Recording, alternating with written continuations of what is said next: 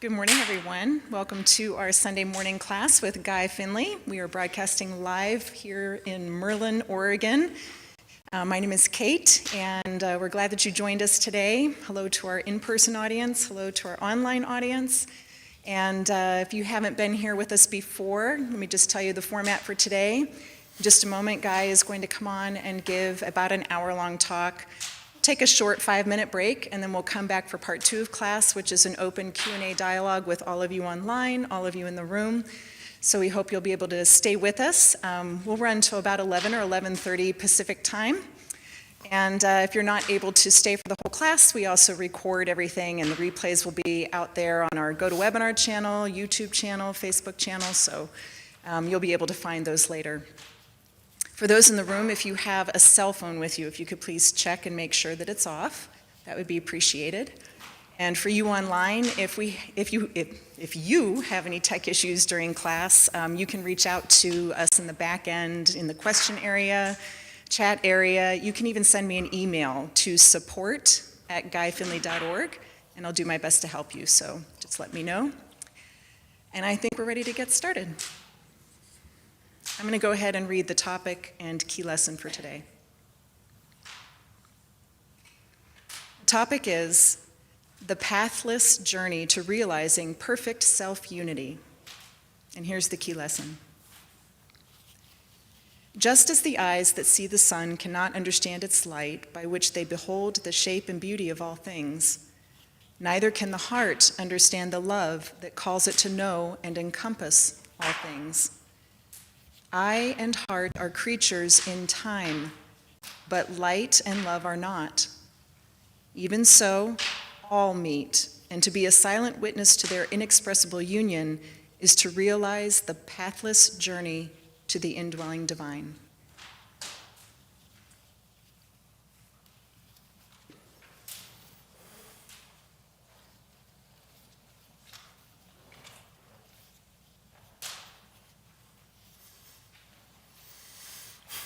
Good morning, everyone. Just letting my big brain sort through where it wants to start.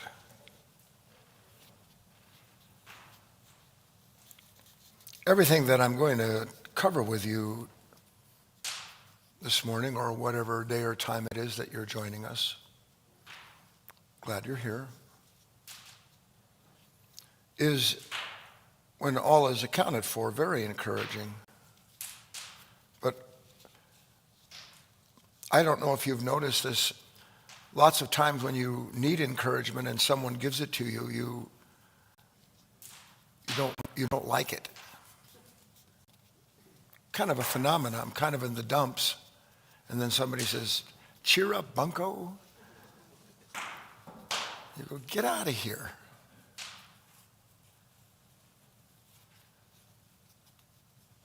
A long time ago, I was struggling, trying to understand why I could feel as strongly as I do, as strongly as I've been given to feel. This longing to know something of love, something of a nature that isn't absolutely mercurial, flipping from misery to pleasure, from anger to seeming kindness.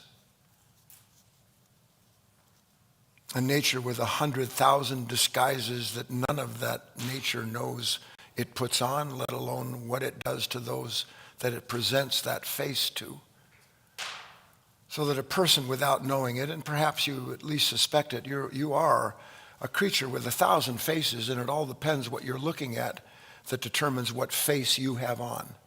Yes or no? So I was struggling, why? Because a lot of the questions I get now, I can only answer because I lived with them until I understood them. Why me? How come this seems so stupid?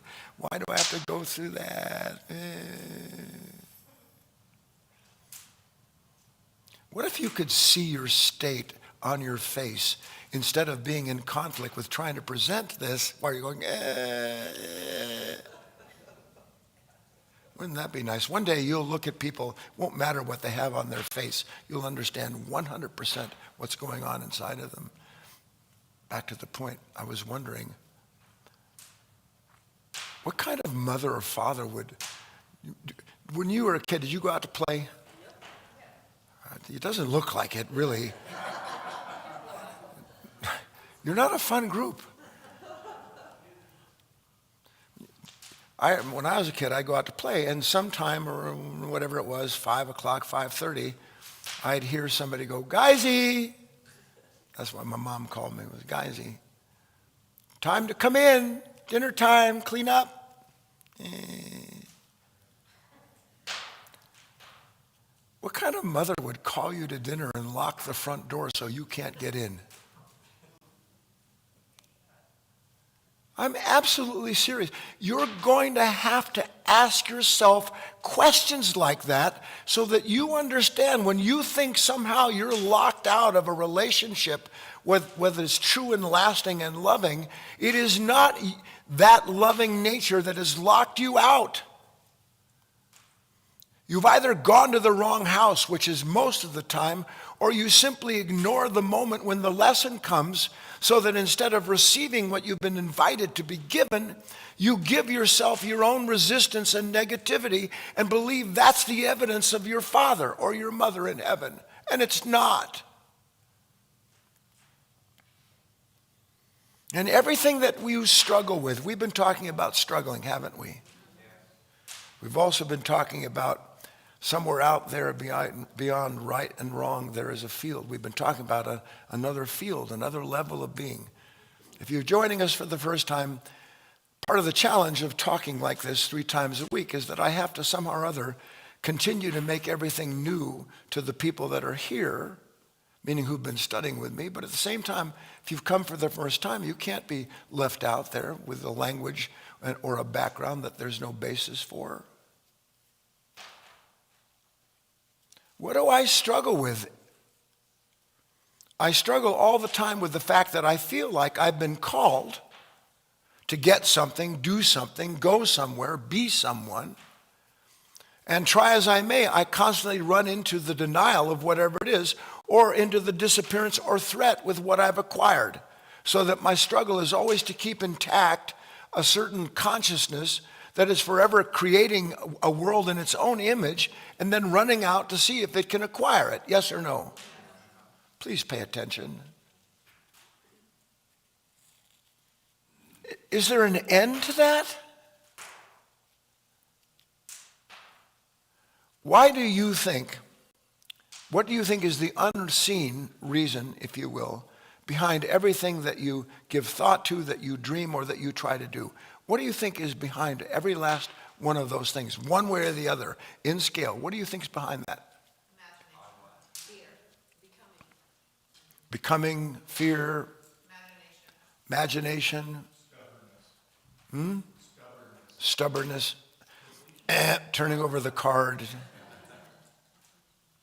No, you do what you do, every choice you make has behind it one desire. The desire is to return to your home. But the problem is that the desire to return to your home is often obscured or corrupted by the idea of what you believe home is.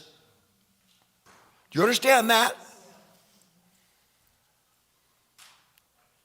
I make these choices. I go, I do, I work. Why? Because I think if I'll be complete, if I can just get past this problem, over this hump, obtain somehow or other that which I've imagined is required in order for me to be a real human being. That's everything that I do is in pursuit of a way to be a whole creature. But the problem is that the pursuit is defined by an unholy creature, an unconscious mind that is forever set against itself and determining for itself through imagination what it needs in order to succeed at finally being at peace with itself. Please, do you see it?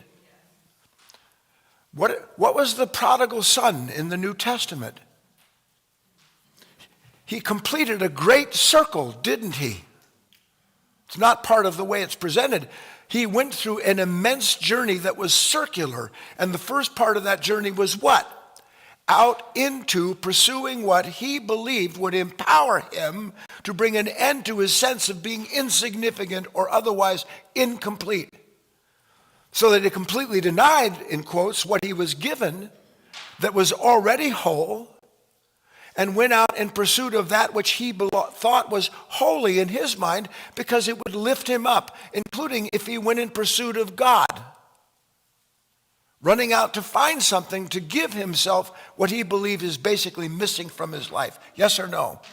This teaching, all true teachings, have the sole purpose, S-O-L-E-S-O-U-L, have the sole purpose of trying to get you to a place where at last you see nothing is missing. Doesn't that seem impossible? Doesn't it? For the longest time, okay, goodbye, Guy. Something is missing.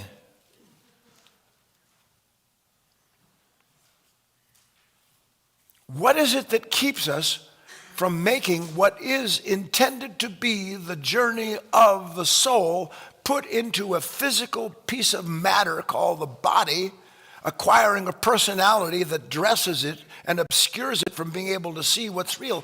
What is it that keeps that nature from making that journey when everything in every single desire is the product of a nature looking at the level it knows to look at, right?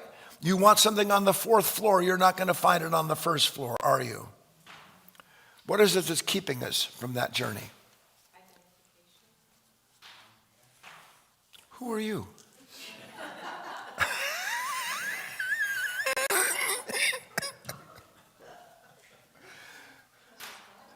In a way, what Linda said was right. Give her a round of applause. Isn't that much better? First humiliation, then glorification. Our present level of consciousness sees transformation as a process of becoming. And just to tie in what Linda said, every form of becoming doesn't exist without identifying with something outside of you, so that through some journey that you can make as defined by this divided mind that sees everything in time to be acquired, that somehow or other, if I just go through that whole process, get to the point where I become, then everything will be copacetic. So in the idea of becoming is what? Just listen. In order to become, first of all, I have to look and see what direction my becoming is in, don't I?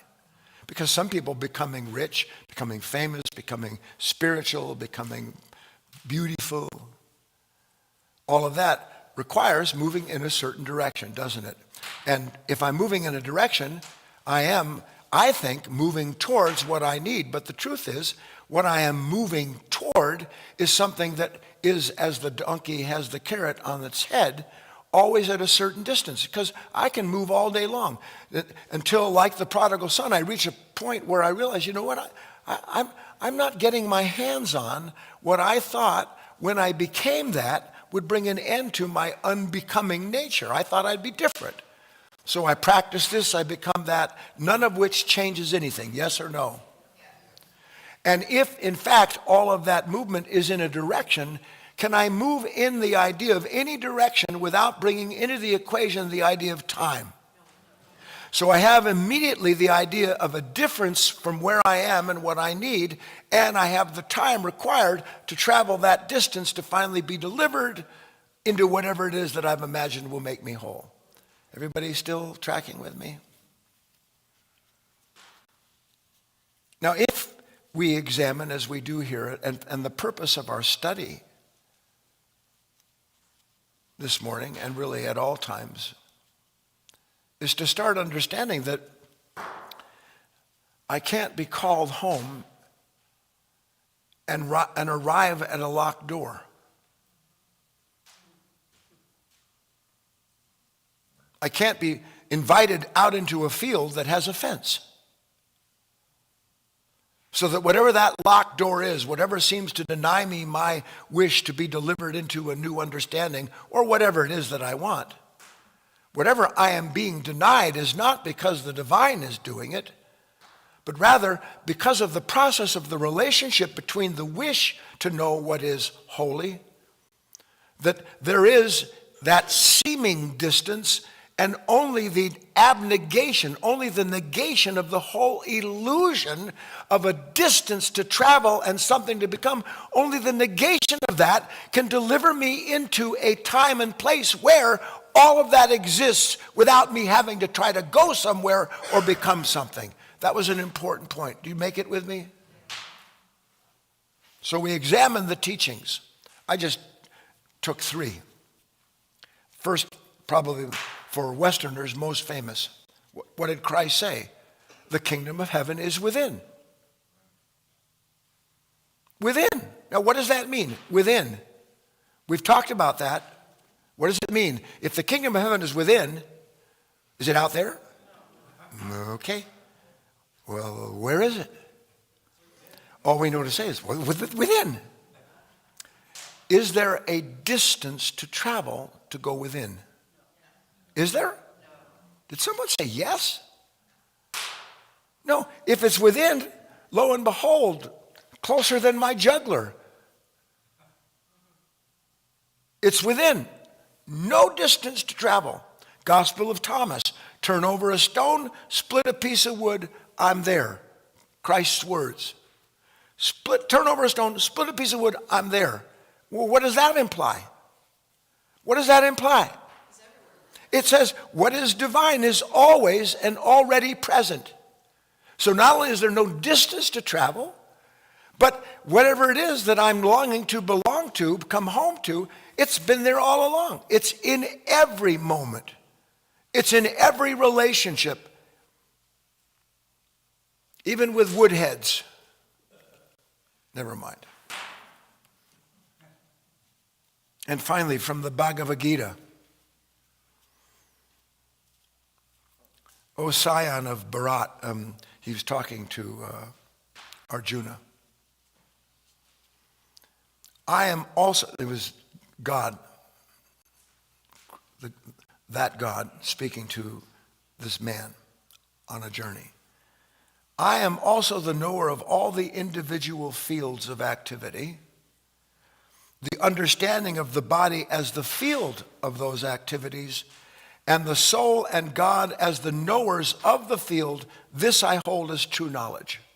So what was Krishna, what was he saying to this man who was on this journey, who, by the way, did not want to enter into, everything is so messed up, into a jihad, the jihad is not a war with idiots. It is an interior battle. What was he saying? I know all the individual fields of activity. There's no activity, no relationship between stones, pieces of wood, none of those things that I don't already know. And I also know that the body is the field of those activities, and that within that body is a soul connected to the divine that by its relationship knows all of the fields that are intertwined with it. So we have the same thing said in three different ways. Can you see that with me? Yes or no, please? He's saying there's a timeless field. There's no distance to it. There's no movement necessary in order to enter into it. It is a timeless field in which not only are all the kingdoms present at once. Split a piece of wood, turn over a stone. Kingdom of heaven is within. I am a kingdom which all of these fields and their interaction, their intersection is joined together in the body of a single individual being. And that single individual being, all of those teachings are saying, you're in it. I know this isn't comforting, but I was going to say you've made it, but you haven't. But you are there. You're just outside. What did Christ say? Knock and the door will be opened. The event horizon. None some place that we have to go and do to become, but rather that we are sitting within, thinking to ourselves, which is why we're separated from it, that we have to go and do and become something in order to realize this unity with the divine that the heart of the hearts is seeking. Everybody okay? So we see ourselves as inseparable from, we see ourselves as separated from this field. Have no fear. If you're struggling with these ideas, I'm going to give you some very practical examples to understand this with. So if we were to put all of that together, are you able to put some of that together? We should see that the nature of what we have always thought of, this pursuit of transformation, the transformation isn't in a time to come.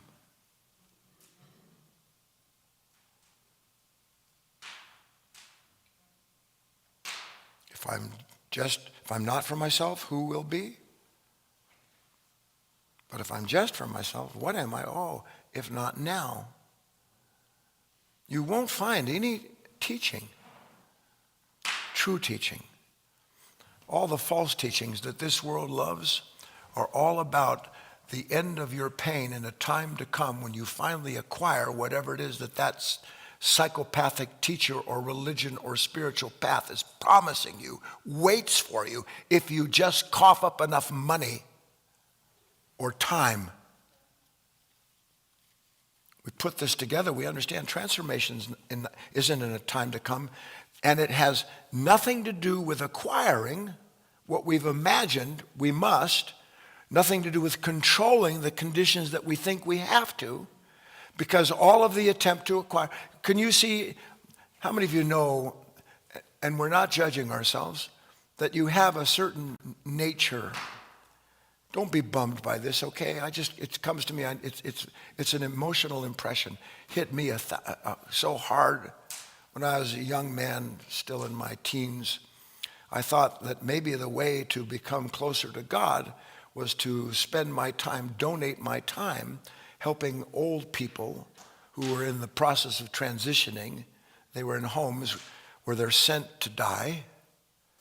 So I went there and I spent some time just working that way, serving food, cleaning up after people. And I think the whole journey there was two things that were beautiful. There was an old Jamaican lady named Bertie. I loved Bertie. I was with her when she died, and she wasn't afraid. We were quite comfortable with her. But there was another woman who used to follow the dinner tray. I'm not kidding. They'd roll meals around like in a hospital. And this one woman, kind of old, a little bent over, great, she'd follow that tray of food, the cart, like that. I will never be free of that picture. And I give it to you because it's indicative of a nature that has become solely dependent on a certain form of pleasure, that she was unable to not only stop following, quite literally, but that occupied everything about her mind. Now, I say that to you because you and I need to see that there is something in us that is following this cart called the content of the world and its conditions, like that, believing that if I could answer this hunger that I've got, that you should be this way, or that the world should travel. Don't, you're okay. You don't even know what's going on inside of you. If I just run around and follow this cart and serve the cart, I'll be complete one day when I finally get enough. Only there's a problem with that thinking, isn't there? What's the problem? See, you say like you know there's never enough. But if you actually knew there was never enough, would you follow all of these thoughts and feelings with their desires and images as requirements to release you from your appetite? You wouldn't. You would see this appetite, it's there, I can't deny it, But I don't have to be the man or woman, the hungry ghost in Buddhist terms. I don't have to be that individual who believes that if I can just get this or he's something else. Control the conditions that are problematic. How many of you have problematic conditions in your life? This is your chance to complain out loud.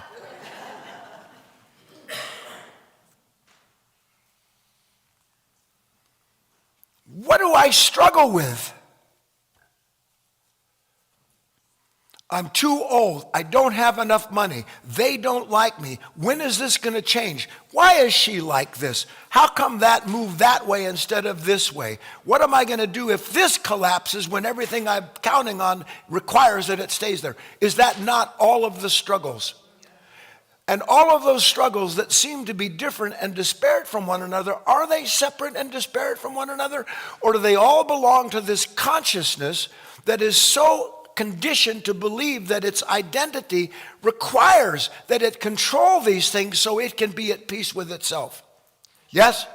Is there peace there? Well, now what? Where am I going to look for this peace that passes understanding, for this pathless journey to realizing perfect unity with the divine? By the way, I'm going to explain to you, and I have been, why it is, in fact, truth is called the pathless land. Can you surmise from what I've said why it's a pathless land for yourself? Why is it a pathless land? There's nowhere to go. How can there be a path to where I am?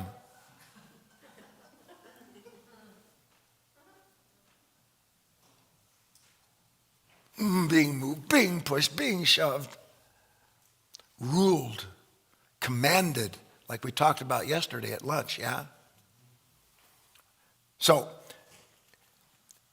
if it's not that idea of acquiring or controlling that's going to bring about this freedom through whatever the acquisition is that I want, then what is that journey? We've been looking at it. It's about a departure, not an arrival. That's why it said the truth is a negation, not an affirmation. It's about a departure. But the problem is we don't want to depart anywhere without knowing where we're going. And you can't know anything about the kingdom of heaven. You can just be shown from time to time aspects of it. And then when you finally are shown that, it is because you had to depart yourself in some way in order to see and receive that impression. Yes or no? So it's about a departure from a world that measures everything by what is desired. Because I'm always in pursuit of what I desire in order to deliver me from the pain, by the way, of having desire. Are you able to, sometimes I think to myself, God, I wonder if anybody's listening. Because what am I troubled by? I'm troubled by what I want and what I don't want. Do I have any other pain than that? Even if my body's in pain, it's just pain. I'm troubled by what I want, what I don't want. And what is my answer to the pain of what I want or what I don't want? Just change them around. Find another want to replace the one that doesn't work and get rid of the one that doesn't work with a want that might in time through a movement. Where else is there? If it's a departure, this is what we're leading to, a realization of a world where there is no longer the need to try and struggle to transform oneself. Why? Because there is no longer a constant conflict in the soul that is mistakenly handed over to something that believes it can reconcile that conflict by changing the conditions it lives in. Did you hear me? A world without conflict. A world without me trying to figure out what do I have to do to change myself, to transform myself. Where does the need to transform, to change myself come from? We said it has a divine origin. We said that, yes? but that the origin of that divinity that we go seeking is not outside of us, and it requires us actually acquiring nothing, but rather a new kind of understanding that allows us to see that the only way this sense of conflict with the world is going to come to an end is when I realize that I don't have to be in conflict with a world that can't give me what I need. Because it can't. You get every person in the world that'll say, I love you, I love you, I love you. You are, you know what, when God, my mother actually said something like this, when God made you, he threw away the mold. Now, I thought she was saying something flattering.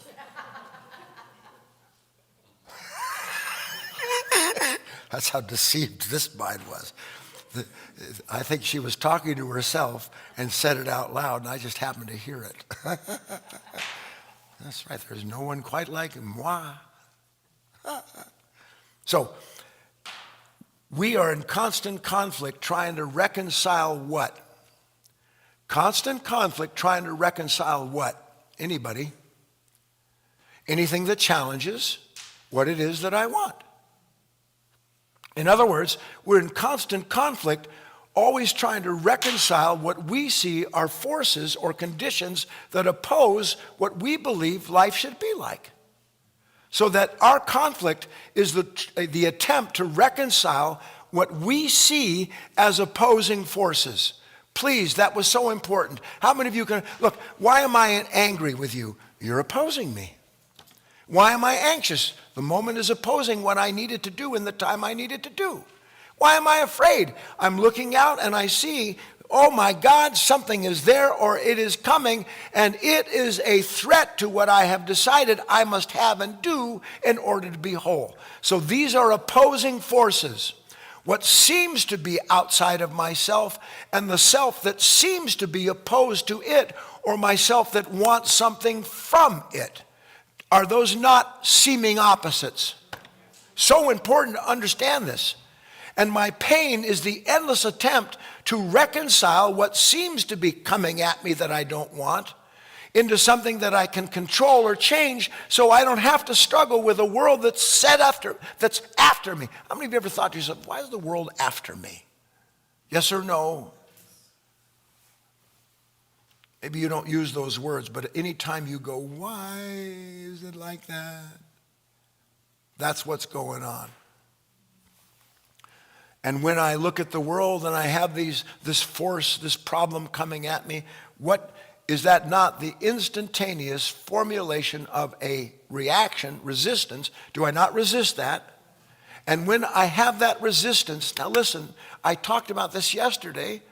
When I feel that resistance, is it me who has that resistance, or is it a conditioned nature, conditioned by the desires of this world and its own formulations, that when that desire is threatened, which is not who you are, it only knows one thing to do, and that resistance immediately points to what is to blame for the pain that I'm in that moment. Yes? The usual suspects. I was thinking today, have you noticed, how many of you ever get mad at somebody? It's like a joke, but you're not laughing. Have you ever noticed when somebody triggers you, that it just takes that long for you to feel that resistance, and then your mind supplies you with every possible negative characteristic about that person and why they are the way they are and why haven't they changed, and then your mind just starts to roll along this dark track where the mind is tormenting itself through its own comparison and pointing to you as being the source of its conflict. Have you seen that in yourself? So I know the usual suspects, and that my struggle is with the attempt to control or change them. Agreed? But what if, and one day you'll understand it's not a what if in those moments that we blame for this conflict that we're in, what if we could see that what we think are opposites, that those opposites are not opposites at all, but the basis of a single revelation of a of an understanding that before I was triggered, there was a gun in me. So that I can't, can you be triggered without a gun? Do you understand? And this isn't about weapons and all the rest of that nonsense. No, if you trigger me, there was something in me prior to you doing that. But when you do that, I don't think to myself, there was something in me prior to that. All I know is that you oppose me and that I'm triggered because my resistance to you says I have to straighten you out. But what if I start to understand what is difficult for us, but I'm going to get to it. What if I realize that the moment in which, and that condition through which I feel triggered, belong to a union that was there prior to the moment?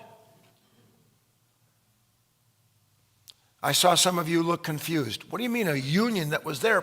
If I'm waiting here, preloaded with an expectation, and I don't know I'm preloaded with it, and then you come along and do what challenges that expectation, is there not in a moment what seems to be two separate things aren't separate at all, but they are united in an unconscious nature that doesn't know anything about itself?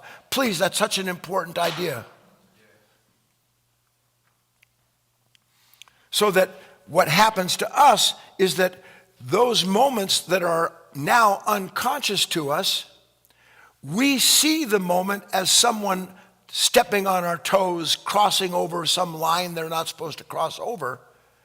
But if it were possible for us to recognize that in the moment where I start to feel this anger, that anger wasn't created by you, but that it was sitting there as part of an aspect of a character, a quality, some feature of this present nature, and that at the moment of its eruption, it isn't because something made it erupt. It erupted because it is in unity with whatever triggers it. They're a singularity. You can't experience anything that isn't already a part of your consciousness.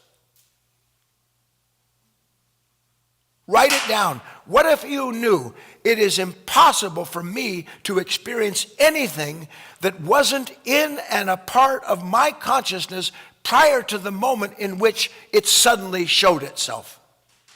Wouldn't that change things for you? It would. So to understand, listen now, I got to ask you to make a leap.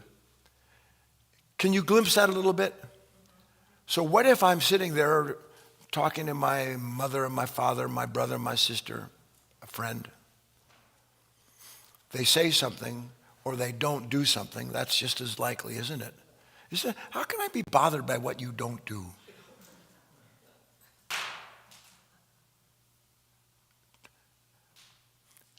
And one day you'll see, you say, my God, that's crazy. So I'm bothered by nothing? I don't think it's nothing, do you? I think it shows the absolute absence of courtesy and kindness and understanding on your part. I start to understand, if I can see the moment where the one force meets the opposing force, and I can see them not as a divided state, but as a singularity, yes? Am I the force that's come this way? Or has something come? Something's come. Am I, in quotes, the one who resists what has come? Well, in scale again. No, but yeah, there's something in me. But if I'm not the one who has come, I can't change the fact that I've come, can I? Gosh, I hope you hear me. Can I change what just happened? And can I change who it happened to? How about that for simplicity? I can't change either one of those things, can I? But my life is dedicated to changing them. Because that's all I know to do in the moment of those opposing forces, is to be the one who is hurt or the one who needs to change who hurt him. But what if I was capable, and I am created for the purpose of that, of being present enough in the moment where what has come to me runs into what it has come to. What if I was capable of being a witness to that moment? In other words, to be in the field where that is taking place instead of outside the field trying to figure out how to change the field so I'm free again. Are you tracking?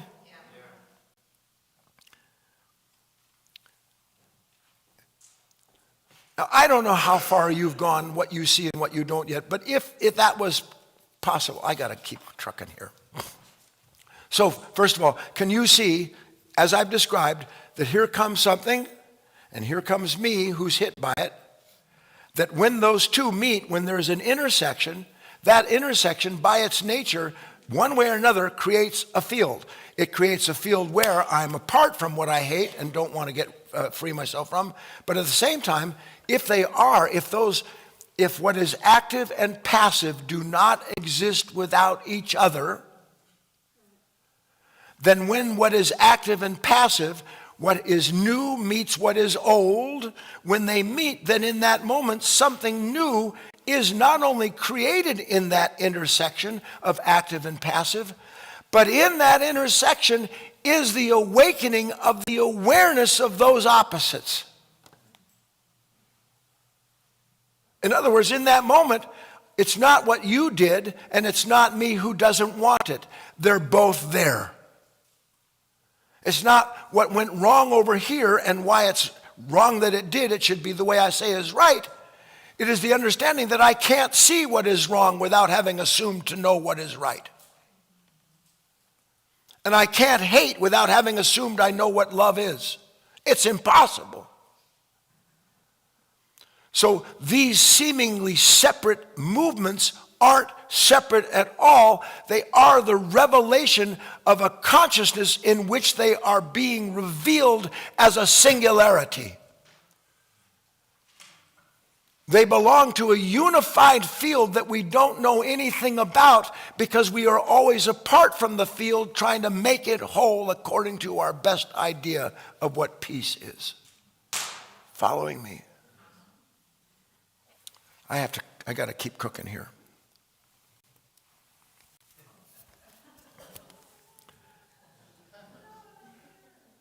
Now there's Chrissy. There she is. Wait a minute, hold still. Where's Squirt? There's Patricia. And wait, Terry, you're moving too fast. Terry. And here is, by and large, the general population, which I can't. Here's the point. What is this? What is this? Is the pen in the mirror right now? Is the pen in the mirror now? Is this little circular dooley bob, whatever it is it in the mirror now? Is it in the mirror now? So the mirror, you could say, holds the infinite capacity to reflect whatever it is that comes before it, right? That's what it does. So it has an endless ability to reflect. It doesn't matter. Whoop. Whoa! That mirror reflects whatever appears within it. Now, does that mirror in which something appears, does that mirror know anything about what appears within it? Does that mirror go, I don't like red? Does it? What in the name of God is that, Guy? Does it do any of that? Why? Complete silence. Within it. It has no knowledge of what has appeared within it. It has no thought that has been formulated about it. It's simply a mirror reflecting what has appeared within it. And because it has no awareness what has appeared within it, it can't know anything about what has appeared within it. Have you followed that simple instruction?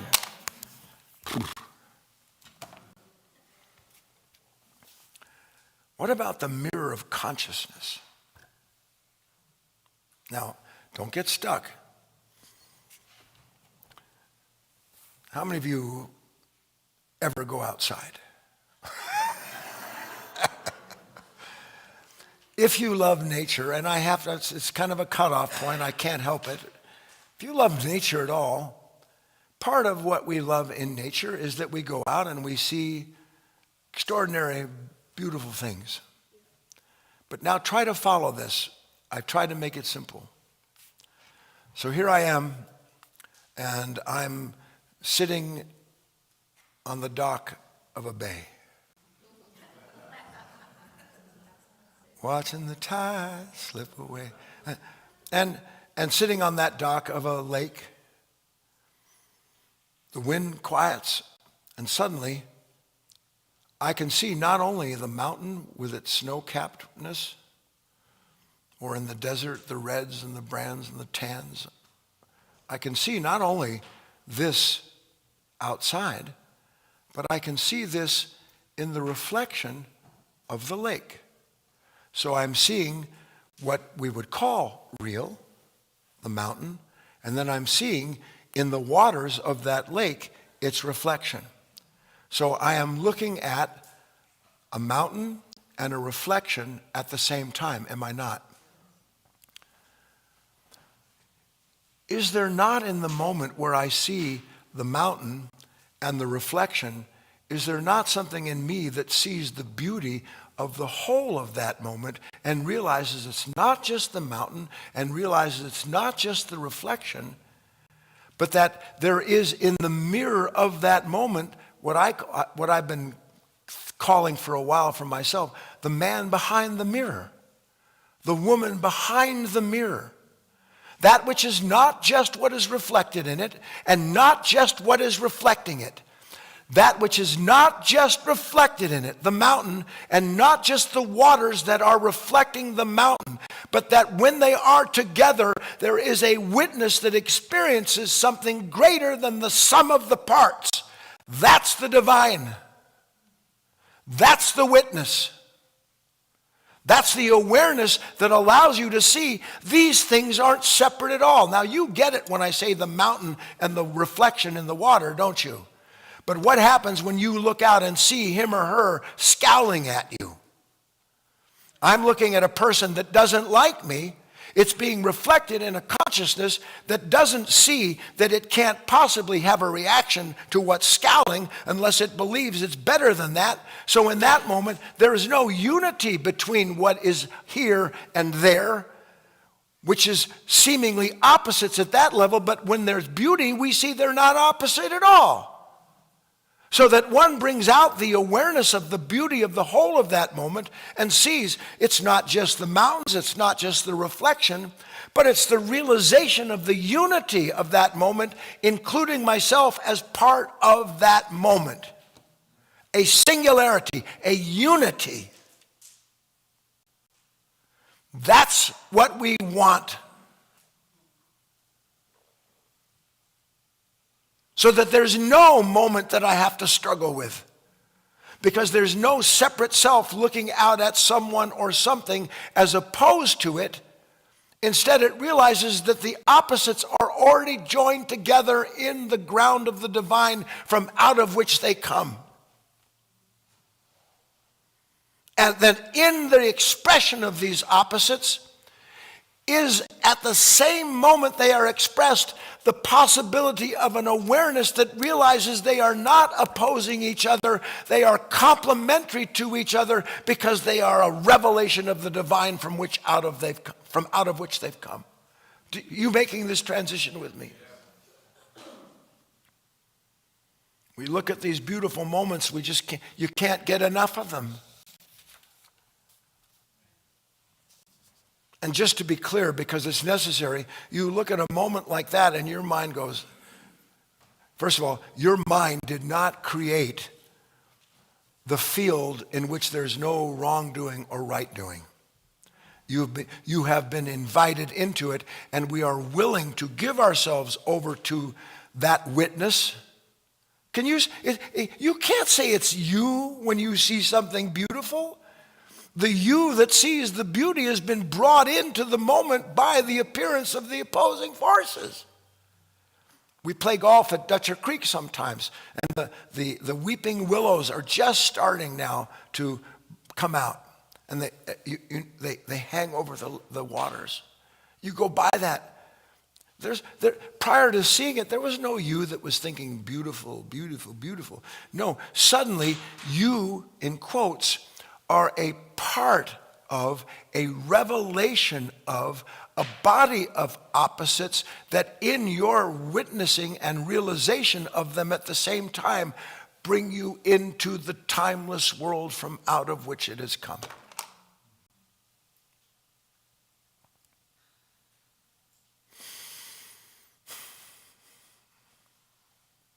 Now, sometimes people go when they see something beautiful like that. The shoe fits where it, and it does for all of us. And it says, I really like that. Nothing wrong with that. But it never says I really like that without saying, I want that.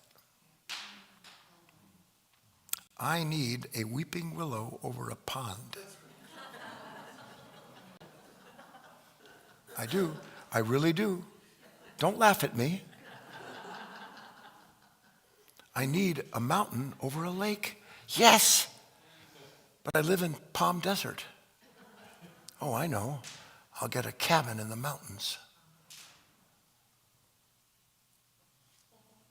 So that here we see the antithesis of unity.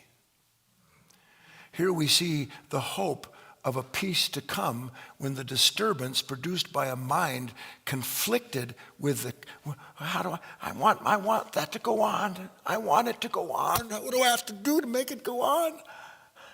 I know. I need to make a little more money. I need to live somewhere else. I need to do something else with my life. Something has to change. It has to change. Yes or no? Is it flattering? One day you'll see things about yourself and you will never think to yourself, I wish that weren't so. Because you'll know it is so, and you won't be afraid of it. All judgment is fear. All judgment is fear. So, how do we know that takes place? Because now we're looking at, and I'll come to a close within a minute or two. Now, I'm no longer seeing the mountain and the reflection of it, am I? Now I'm seeing a reflection, a thought about what I need in order to answer the need that gave rise to it. So I'm looking at opposites now, but the problem is I'm one of them. The thinker gazes on, all right, pick a problem. Pick a problem. Any problem. Come on, who's got a problem? Aging? She beat you to it. Oh, yeah, I know. I wasn't going to say that out loud, and Barbara probably doesn't appreciate that, but nevertheless, I have a problem. Here's the problem. Oh, God. Oh, my God. Look at me. Babs. Look at me. Yes or no? It could be that. It could be my health. It could be my money. It could be my family. It could be losing someone. Doesn't matter what it is. My past, my future. In that moment, what am I looking at? Am I actually looking at old age? Or am I looking at an image that only exists as the painful thing it does because the mind has created the very thing that it then in conflict with? So now I'm in a world where there is a reflection, but the world in which I am being reflected and that is reflecting me is a closed circuit. It is a collapse of a certain kind of field that has no possibility of ever escaping itself, because the more it tries to escape itself, the more it fears the thing it's trying to escape. So thought looks at the reflection of its own conditioned nature. Thought looks at the reflection of the thinker looks at the thought. The thinker looks at what it thinks is outside of itself, because it is looking at a thought that it believes is outside of itself. The thought is not outside of the thinker. Haven't you ever wondered when you hear people speak of these things, what in the world does that mean? The thinker is the thought. I'm helping you understand it. I see an idea appear in my mind. I see you as a problem. In that moment, the problem that I see doesn't exist without the conditioned nature, with then its corresponding thoughts about why you're wrong in the judgment. And in the moment that I'm in that field, what are my possibilities? What are my possibilities? The endless pursuit of the end of the pain produced by being divided. But what if I was able in that same moment to see the thinker and the thought, the active and the passive, as a singularity? Because they are. If I've shown you anything, they are a singularity. That's your work. That's your work. Every single time you feel that resistance come up, whatever you're looking at, that in that moment, the only way you are in conflict with any given moment is because you see it as separate from yourself.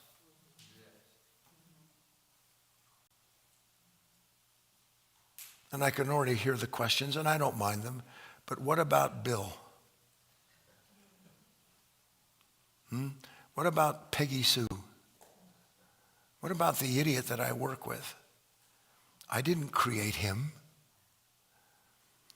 Don't be so sure. Of course you didn't create that fool. But that fool doesn't have a foolish action without a you, an old nature that believes it knows what intelligence is, and more importantly, what to do. How many of you know what to do with fools? Come on, get him up. I know exactly what to do with everybody that bothers me. Right, Chrissy? Off with their head. Yeah. Do the best you know how. Do not try to succeed with this exercise. Use the exercise to see. Do not try to succeed with the exercise. Use the exercise to see. See what?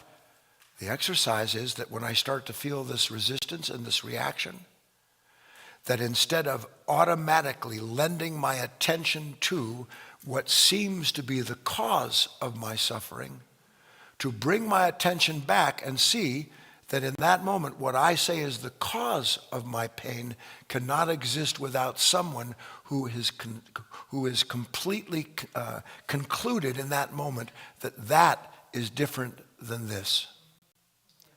That is different than this. That is not different than this. This and that do not exist without one another. And when you see that this and that are a singularity, so are you. Let's take a break, come back and have our dialogue.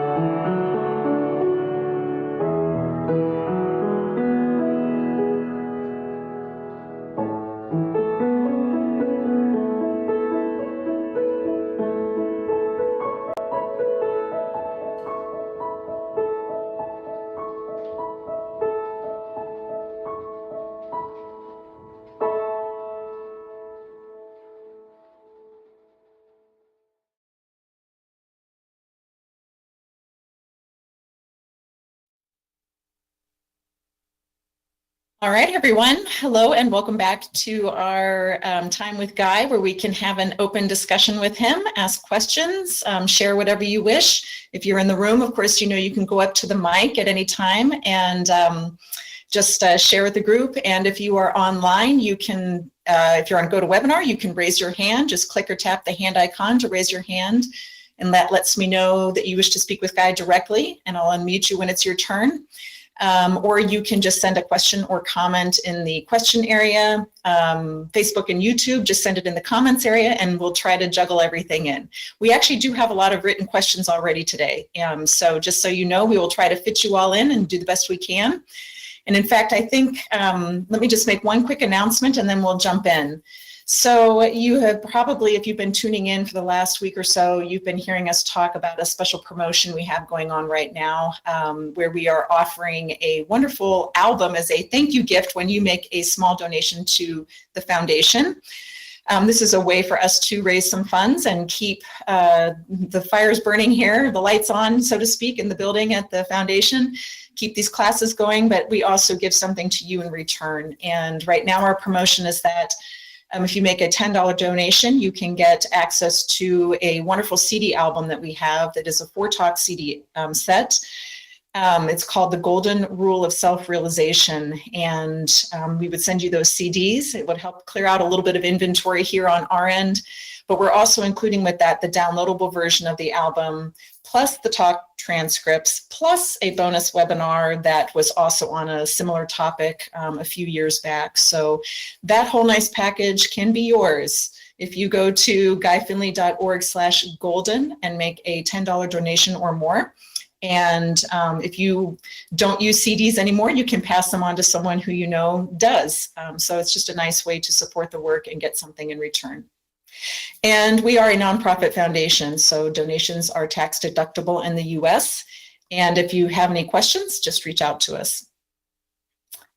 All right, let's go ahead and get started. Let's bring Guy on. I have 2 hands up in the queue, and I already have 4 written questions, Guy, but is there anything you wish to begin with? Nope. Nope. All right, we are going to jump right in, and Tony has had her hand up for a while. Let's go ahead and get started with Tony. Morning, Tony. Good morning. Thank you, Kate. Hi, Guy. How are you? Good.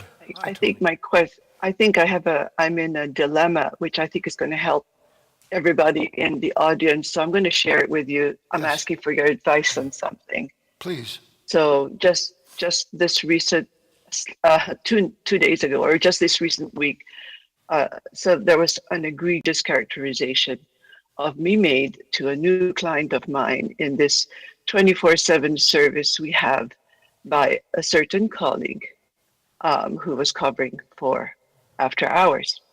And that new client of mine shared the above with me in writing and stated, I'm sorry you have to work with someone like this. It wasn't good enough just to tell you. Now you have it in writing in perpetuity. So I forwarded this to those in authority over us, stating I felt I personally needed to take some action and I was seeking guidance on managing this. And 2 things came up as I wait for the wheels to roll in this direction of those in charge. 2 things are going on. A is, of course, I have yet to have a conversation with this person. And I don't know what I would say to them, and I'd wonder what you'd say in my place. And the second thing is old fears come up of my past experiences in coming up with, well, against colleagues who seemingly hate me and often, you know, I've had my contract not renewed because so-called I'm the strongest person in the group and I'll survive. And why would expect to dare for a different outcome here, you know? So is the problem in what this person did, or is the problem in the expectation? Not arguing with you about this. Oh yeah, no, this is not something new. Yeah. You know, Tony, I get the question. Does everybody understand what she's struggling with? Were you even here while she was speaking? She used euphemistically, she said someone egregiously maligned me, which is saying someone spoke really, really bad about me, said things that probably were to make them look better and me look worse so that they could get whatever the gig was and I'd be out in the cold because of what a terrible person I've been perpetrated to be.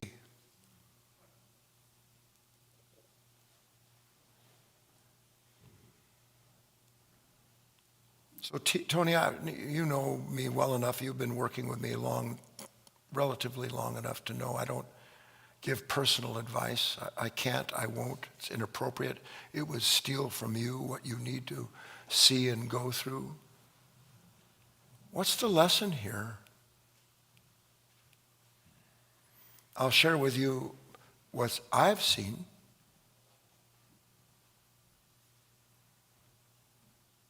If I care what one person thinks about me, I don't have my own life.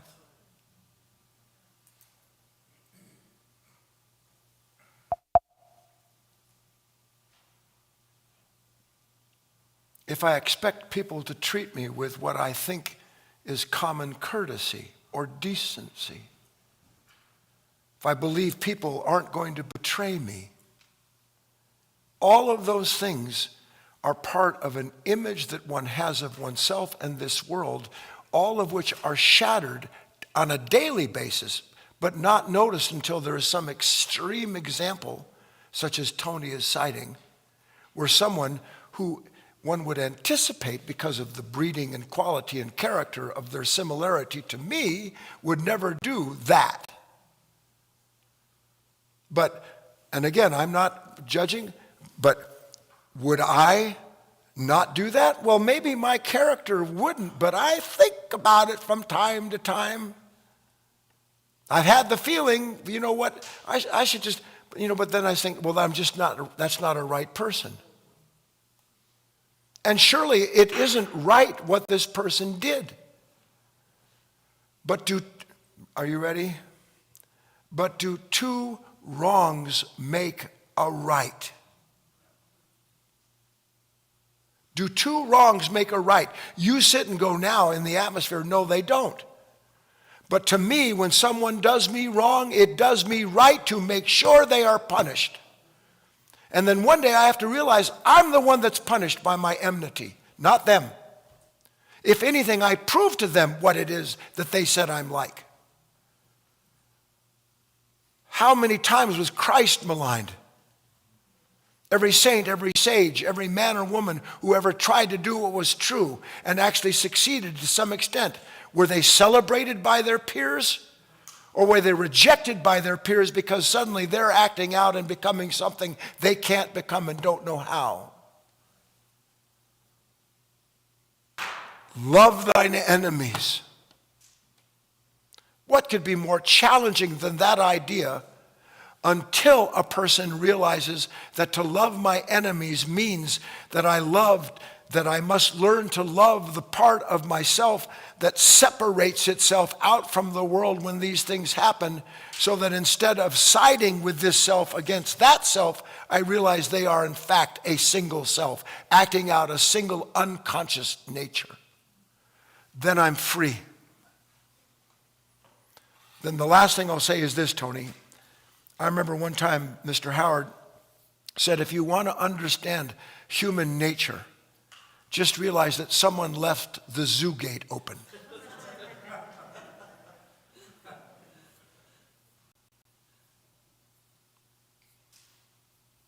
No expectations, not because you're going to walk around trying to separate yourself from avoiding that pain, but no expectations because you are waiting in the moment on the one thing that is in your power to wait on and to be given what you wait for, which is new understanding about the world you're in and the reflection of it in this consciousness.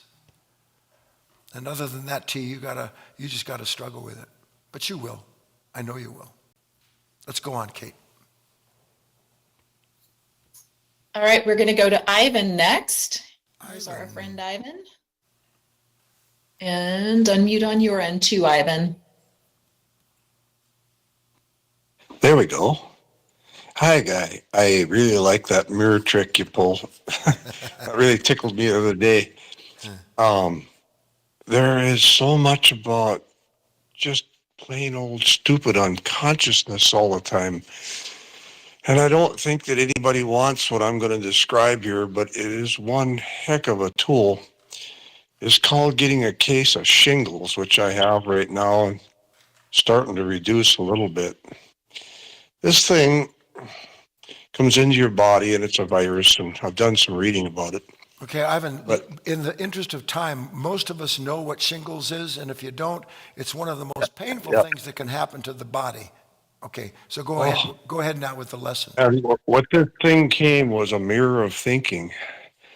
And I tried to run from it and I couldn't. And the only place I found was standing in stillness. And so now it's led me to the gate of stillness. And, we're all the time looking for a recipe. What can I treat this thing with? Well, if you got in my case, whenever something comes in with great disturbance, I have to see what the heck it was I was just passing through in thought, deed, whatever. So it's all about disturbances, staying in track, being present, uh, letting go, not coming up with a solution, no plan for nothing. You just got to ride this thing. Well, yes and no. That's about Ivan, to be clear, I have that saying, do what's in your power and refuse to do what's not. What's in my power is to learn about this disease, this rash, this nervous, whatever. I can learn about it, and I can look up and read about how certain things like maluka or certain kinds of honey, that there are remedies for this for the immediacy of the pain. That's in my power, and to apply, if I will, what I found. What's not in my power is to escape the pain of the shingles. What's not in my power is to avoid the fact that it came on, and now I'm going to have to live with this just as I have to live with getting old. So what's in our power, that's what we do. What's not, we don't. Then, Ivan, I think that's what you're saying. That means to stand in that unity with the moment and let it lead and reveal what it will. Is that fair to say? Yeah, that's very sad. I mean, one of the things is lysine. You get lysine going, and arginine has to back off, and the shingles doesn't get fed any further. Okay, well, And there's the manuka honey and we're all not those gonna, good yeah, things. Those are all part of the protocol. yes, they are. Now, And those things I do, those things I'm doing, and it's shortened the distance, I'm sure. good. Well, it expedites Thank you. the healing. That's what we're after. But the first healing is always the end of resistance. That's always the first healing. Nice to talk to you, Ivan. On we go, Kate. All right, I'm going to come on and read one of the written questions that has come in. Guy, I just sent it to you. Hopefully you see it there. I do. Claudia says, for years I've noticed how at work I've become a lot more closed off. I was always professional, but up until recently I would try to avoid much personal talk after having experiences of gossip, seeing coworkers turn on each other, etc. However, recently I've been working on being aware of what I'm giving, like when you were referring to how others may feel when they're around us. I've seen some of my old practices return. I smile more at people when greeting them without expecting the same back, etc. But I've also had thoughts that seem to attack me. Oh, you're doing this just to be liked. They're going to misinterpret your intentions. I notice that in general, I feel lighter and happier, but I'm also feeling shame and fear around it. Is this new action revealing the dark side of desire and hidden expectations? Or is it the old nature opposing a new action? Thank you, Guy. Yes.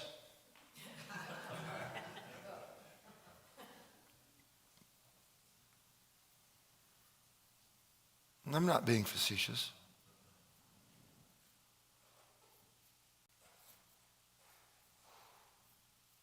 I'm having a particularly bad day, in speaking in terms. Now, when you have a particularly bad day, what's it like to be with you? Do people go, gee, I wish I could be with Terry right now? Maybe go home with her and, Spend a couple of days sitting side by side on the couch? Does that, in your mind? No, what's in your mind? Get away as fast as I possibly can.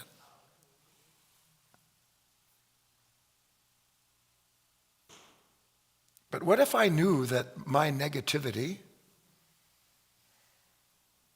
was in fact not only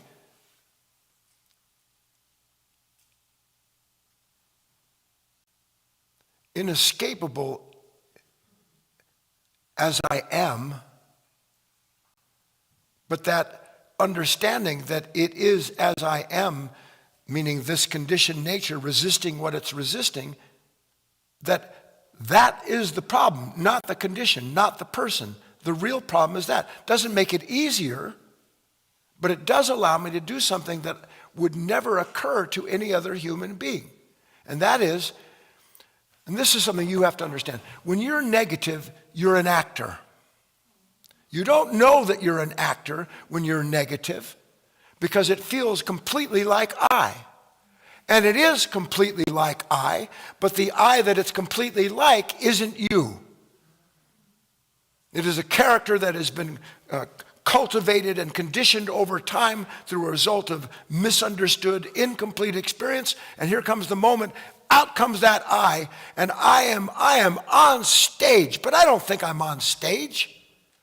I have all the lines, but I don't think to myself they're memorized. I am an actor when I'm negative. Don't let the left hand know what the right hand is doing. I know that's true about me, so I'm going to, instead of letting the bear pain me, I'm going to pain the bear. I'm going to be extra polite. I'm going to go out of my way to help people. I'm going to be as encouraging as I can. If I can, I'm going to tell somebody I love them because in that moment I despise them. Instead of acting out the unconscious nature passive to the condition, I understand the condition and now I want to bring that condition as much as I can into the awareness of myself. And so I act in the opposites. And in acting in the opposites, instead of being the bear in pain, I start to pain the bear. And I get to see him. I get to understand something about him that I can't understand anything about him when I'm fully identified. I'm giving you an important piece of information. So Claudia, yes, do that. Will it make things better? No. But it will make things clearer. And in the end, clearer is always better. And you'll see that. Then you'll understand how to proceed, where you won't be trying to work in the opposites, which is what she described. We don't want to work in the opposites relative to, I'm going to do this, but I feel, have you ever thought that to yourself, you know what, if I say hello to this person before they say hello to me, they're going to think something, I want something from them, or they're going to think I'm weak. I can't smile at people. I'm not a smiler. How many of you know people that aren't smilers? And people who aren't smilers actually believe in their act. That they don't see how cultivated it is, how conditioned they are, how sometime in their future, in their past, they got hurt, pushed away, denied, rejected, and so they learn to protect themselves by not extending themselves. Now, that's not always the case. Don't misunderstand me. An aspirant should be a serious human being, but serious doesn't mean not able to have fun. On we go, Kate. All right, next up we have Fiona. Fiona. Hello, Guy. Hi, everyone. Hi, Fiona. Hi there. Thanks to your guidance and clarity, I'm beginning to see a lot on all the angst going on inside with having to justify to other people how I need to be seen, to be not doing, what other people think is right or wrong. And I've spoken lots before about family where there's been, lots of injustices, and, I end up doing a lot to try and help them out without them actually seeing what I'm doing. Oh, have I gone? No, I'm here. Oh, okay, right. But anyway, so to be able to see that, given half a chance, I would love to go and talk to every single one of these people individually and explain my side of the story so that they could understand. But actually, what would be a lot better is to just sit in that and watch all that going on, because the point is, there's something just as strong in me against other people that I need to see. Yes. That I'm seeing now. There's Yes. something just as strong in me against other people. Yes, 100%. Yes. Now you're in the field of awareness instead of the field of separateness. So that, and to use your words, because a lot of people are nodding their heads, you can't see this. You say, I want to go and explain to everybody so they understand. Everybody's going, yeah, that's exactly right. Understand what? What a genius I am. How compassionate and kind and patient and forbearing. Brilliant. Do you have some other words for yourself? Beautiful. I am. And the problem with other people is what? It's not just they don't see it, they call it into question. That's why I have a problem with anybody that questions me. And by and large, what you need to see is there's no moment where, under certain conditions, someone isn't going to question you because you're challenging some image they have of themselves. That's called the world. That's called war. Are you still there, Fiona? Oh, Fiona, where have you gone? Yes, I'm here. Okay. I'm here now. Okay. So did you hear me? Oh, totally, yes. Okay. And like, I just wanted to be sure. oh, I totally see it. Yeah. I mean, I 100% couldn't. You were saying about Christ, who had all those injustices and people against him, say, where you just want to shout out for him and say, no, you've got it all wrong. I mean, Yeah, he met the human being who, in quotes, had his fate in hand. He met that human with silence, with a departure, not an attempt to affirm. And on a lighter note, before we say goodbye, what is Shore in Begonia? What does that mean?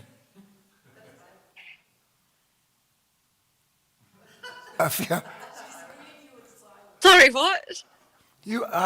I've heard several times the expression, "Shore in Begonia." Is that sure and get out of here? Begone you? What is shore in Begonia? Do you know that expression? Pure and begone. Not in Scotland.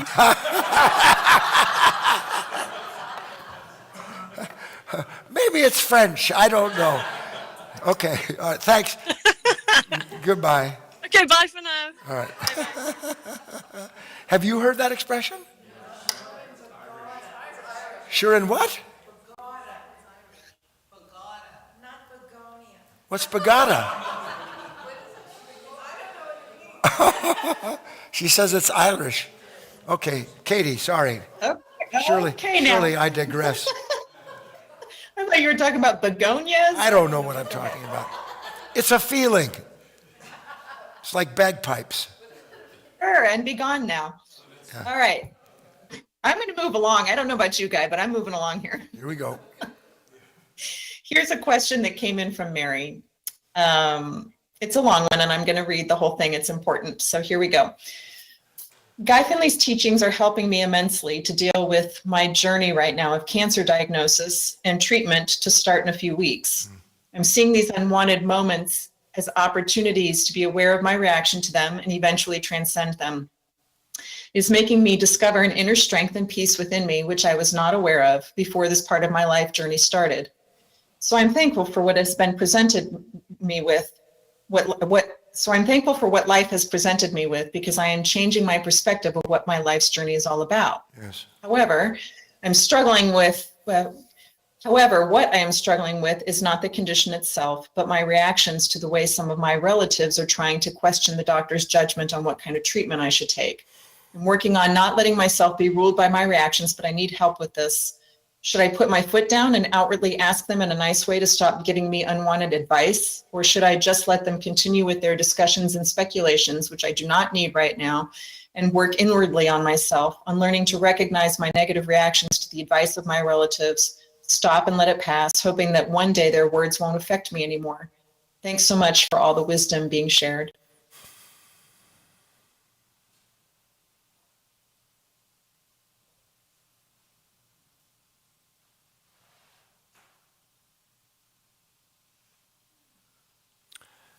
There's a passage, as strange as it seems, in the Quran that says, put your faith in Allah, but tie up your camel.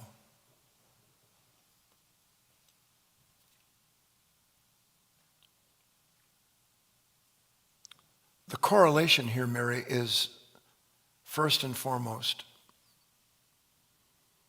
being diagnosed with cancer, because I have been diagnosed with it myself.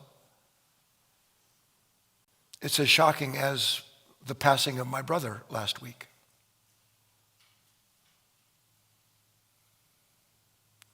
Like, where in the name of God did that come from? And why now? So I'm already thrown into a kind of confusion where the mind is scrambling to try to figure out not just what has happened, but in quotes, why it happened, and now what I need to do about it. At a practical level, all good. But then, because we live with human beings who, by and large, have no life of their own, now they want to live my life for me. They want to tell me what I have to do, who I should see, how I need to get it done, when and where, and I'm already too late, but maybe everything will work out if I just persist, and I'll be with you through thick and thin. Pretty good synopsis. Well, what if one of them knows something?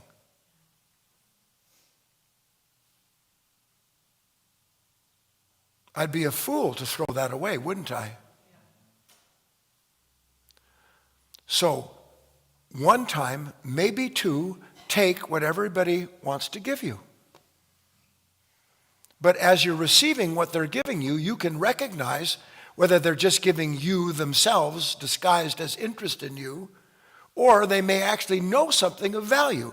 But you can't be in that moment if you've already decided what they are and what they can decide for you or help you with. So you have to welcome the first iteration of that relationship. But after the first iteration, if they're still messing with you and you've decided that I'm not interested, then simply say, thank you so much for your consideration. I deeply appreciate it, but I am all set with what I want, and that's it, please. And then you're done. But you know why we have so much trouble doing that?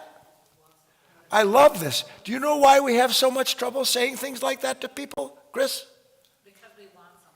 Because on one hand, I cannot stand you being in my life with your incessant suggestions and problems. But on the other hand, I can't bear living without you because I need your incessant problems and suggestions to keep me who I am.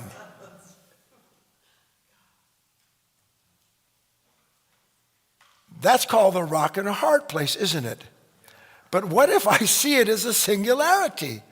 Then I'm no longer concerned with whether or not you're going to like me. Oh, sweet God, may one day you understand the only true friend you have is the divine. It is the only one you really need. And when you have that light in your life as your friend, it will help you see who your friends are and who they're not. And they will keep away who is not from you. Because you're not going to be the stupid recipient of every suggestion and action they make to reconcile your life according to their hoil.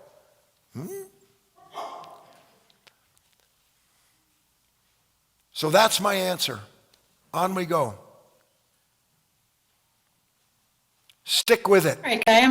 Hold on. Stick with it, Mary. Oh, there are lessons. Oh, there are lessons in this. And regardless how it, in quotes, seems to go, if you go with wanting to discover the lesson in every last one of these moments where thought wants to create an image and then torment you with the content of itself, you'll begin the process of separating this wheat from the chaff. And in the end, the true cancer on this planet is the human chaff that believes somehow or other it is the wheat, that it is the divine. Okay, Kate. All right, I'm bringing in this question from Cher. She asked it a few minutes into your talk. She says, is to realize the pathless journey to the indwelling divine is when you speak of this or that nature, is it the same as the Prince of Darkness?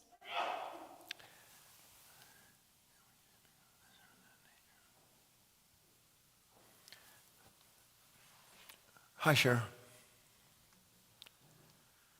Cher, let's throw away a whole lot of our vocabulary. For us, a word is not just a word. It's the experience of the past. For us, a word is not just a word. The Prince of Darkness is not the Prince of Darkness. It is the darkness of an unconscious nature telling me that I need to be afraid of or keep away from what my mind, my conditioned mind, has told me I need to stay away from. If I walk down the street, and I don't know if you'll understand this.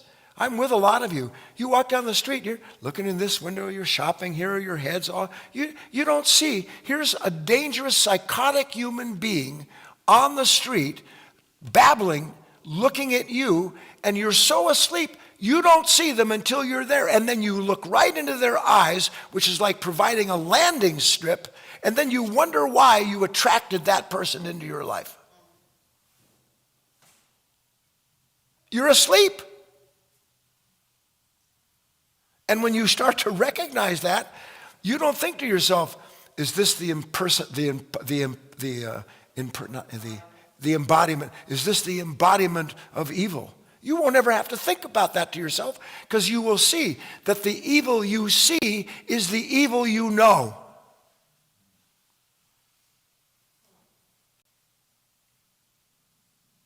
How can I know something's evil unless I know it?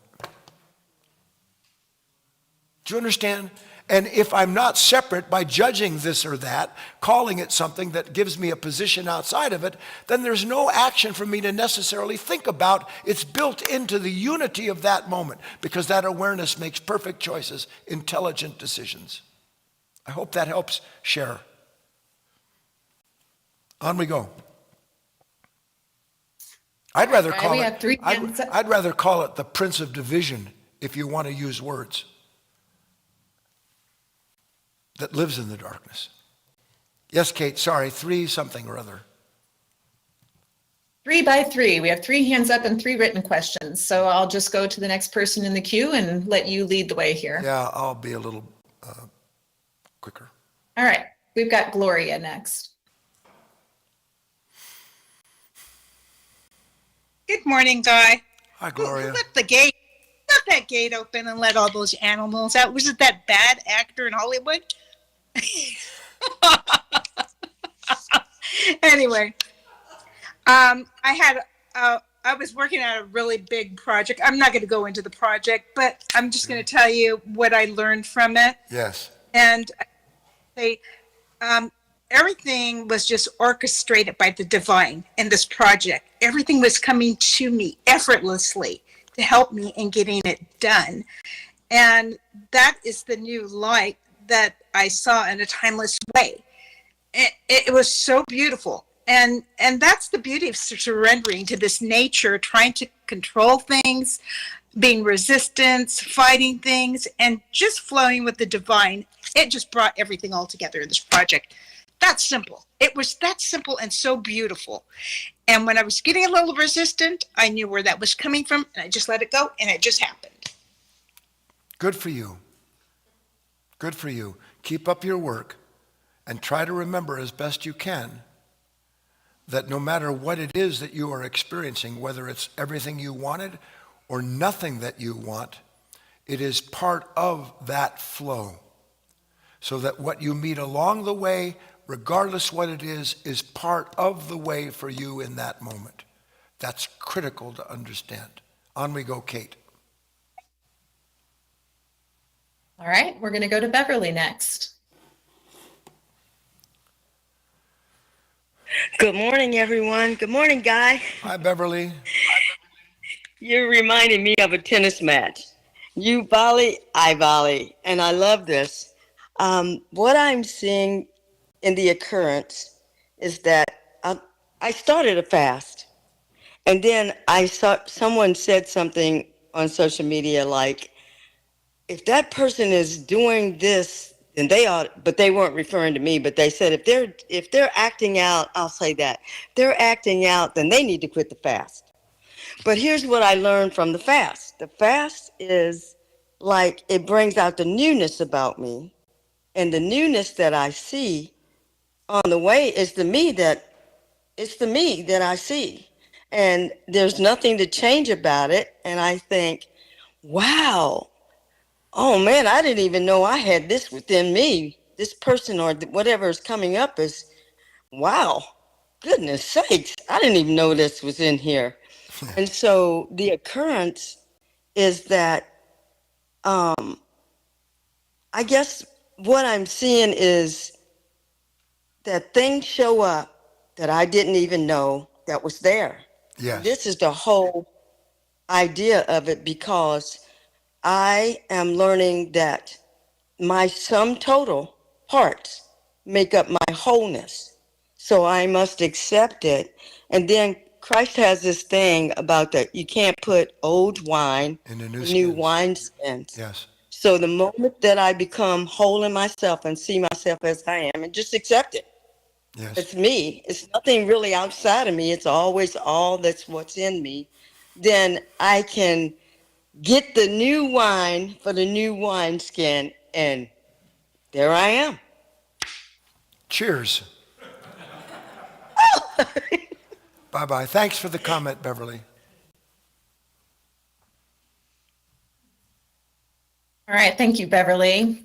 Irene, your hand has been going up and down. It's down at the moment, but there it's up now. Great. Stay right there. I'm going to unmute you, and you can unmute on your end too. Yeah, guys, so it's a bit, can you hear? I hear you. Uh-huh. Yeah, I was just looking for a bit of advice, and it sounds a bit petty, but you know how you say not to put labels on people, and I get this every day of my life. Don't let her upset you, you're oversensitive, blah, blah, blah, blah, blah. Why do you go there, blah, blah, blah, blah, blah. And there's this one particular person, this sounds ridiculous, but if I don't say it and I'm taking the time, is I go to this park and there's this lady there with her dog. My dog is not annoying her, and I get upset every time that she treats me badly. I'm not making sense, but I cannot express how painful it is. It sounds very miniature. But that's why, like Kate said, and thank you for listening to me, I put my hand up and then I close it, and because other people say other things, and every day it upsets me, and every day people say, why did that upset you? Why do you bother? Why does it affect you? I mean, what do you do in this case? Do you just pray? Do you just... Okay, I got it. Just terrible. I can't express. Write this down. And don't dismiss it. It's a prayer. Please, God, show me how to have my own life. Please, God, show me how to have my own life.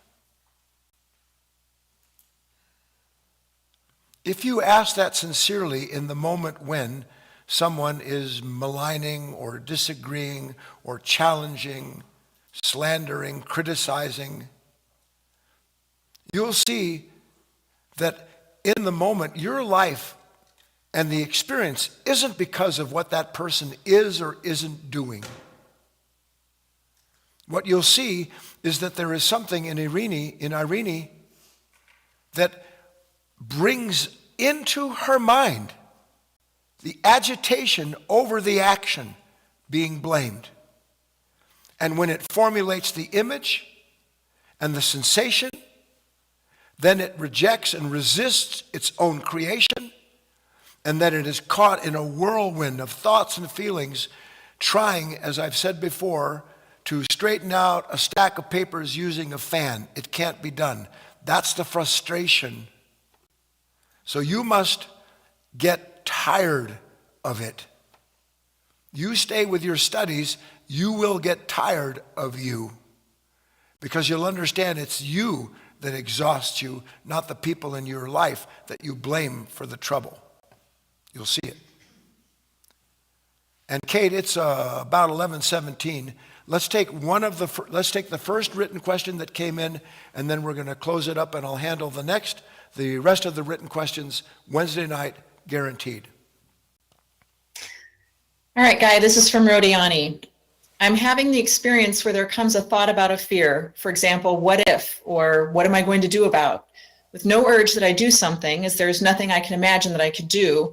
It just wants to keep me suffering so that it feels active. Yes. I realize this is not me. I even see how it was born by a turn of the mind, and I stop giving attention to the thought. At this precise point, I see Rodiani being fearful and being captive of the processes of the mind. Not sure whether the completion of the experience is to suffer the fearful emotion without feeding it with my attention, or to go with the idea that this fear has no real basis, so get out of both the thought and the emotion. Do not see the action of an active part on a passive part in this situation, where the event is a turn of my own mind. I thank you for any comment. So, Rodiani, you understand this with your mind, but not with the whole of yourself. Not yet. I ask you as a question to Rodiani, because we can all pretty much describe the proper activity based on the proper observation and expect the proper outcome as a result of that work. Where does fear get its power? I'm compelled here, can't stop thinking about that. I'm anxious in this situation. I have an enemy over here because I don't like what they're doing. I'm picked up in a whirlwind of wild emotions when anything goes unexpectedly. And at the bottom line, I'm afraid. Where does fear get its power? Obviously it has power. I'm trying to deal with it. I want to overcome it. I want to understand it out of existence. Where does it get its power? Simply put, yes, not wanting, resistance. In other words, it gets its power from the powerless me that seems to meet it. So the illusion begins with this idea that there is a circumstance greater than my ability to deal with, and that if it doesn't get dealt with, it's going to take something critical from me. That's the illusion.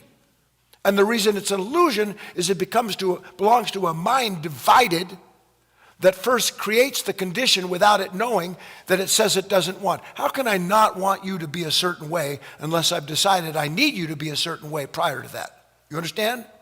So that mind creates that condition, and then when the condition comes back, it says, no, I need power to overcome that condition. I need new understanding to overcome that condition. You don't need power to overcome a condition. You need to understand the nature that creates the condition, and you can't understand it with this alone. You have to see it. And to see it means here, here, here, here, and here. See you all Wednesday. Come up. Happy to have you. Katie, going to hold the camera and everything open for another 7 minutes or so, if there's anybody. And if not, off we go. In 3, 2, 1. Oh, wait, Eric's coming up.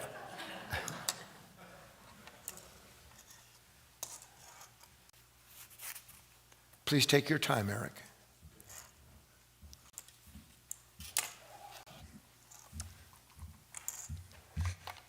Good morning. My name's Eric. Good morning.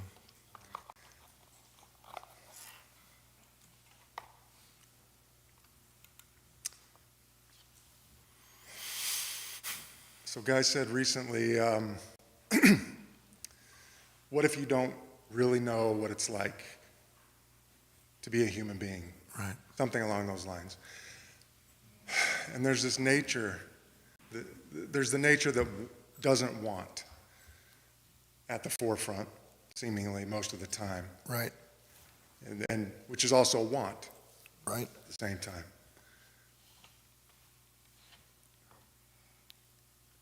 And I guess I don't know quite the words I want, but just extraordinary that nature is the food.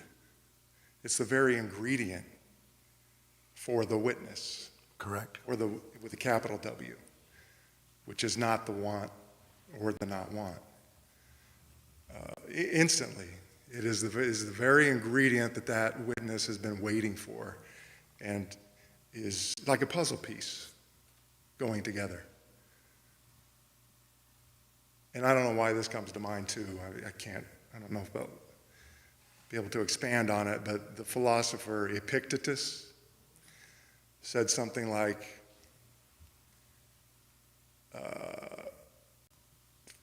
practice yourself for heaven's sakes on little things, and then proceed to greater. Well, yeah. But even these small things are great. There's really no difference. Well, there may be. It's in scale, probably, but yeah, that's what I had.